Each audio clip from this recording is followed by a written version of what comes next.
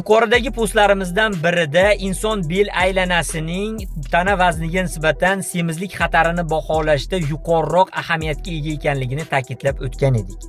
Ayrim mustasno holatlar borki, bularni ham inobatga olish zarur. Bunday turdagi insonlar sarkopenik semiz odamlar deyiladi. Ya'ni ularning bo'yi unchalik yuqori emas, lekin o'zlarini semizroq his qiladilar yoki to'laroq ko'rinadilar.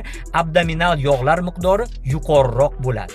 Shuning uchun aniqroq baholash uchun bunday turdagi va boshqa turdagi barcha odamlar uchun tanadagi yog'ning taqsimlanish o'lchami, ya'ni WTHR degan ko'rsatkich qabul qilingan.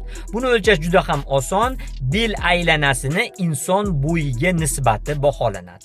Normada bu ayollarda 0.42 dan 0.48 gacha, erkaklarda 0.43 dan 0.52 gacha, 15 yoshgacha bo'lgan bolalarda esa 0.46 dan 0.51 gacha ko'rsatkich hisobga olinadi. Agar bundan past bo'ladigan bo'lsa, inson qo'shimcha vazn olishi kerak. Agar yuqori bo'ladigan bo'lsa, muvozanatlashgan ovqatlanishga rioya qilishi, sport bilan shug'ullanishi va o'zini semizlikdan qaytarishga, ya'ni ozishga harakat qilishi zarur bo'ladi. Bizni kuzatib boring, o'zingizni ehtiyot qiling.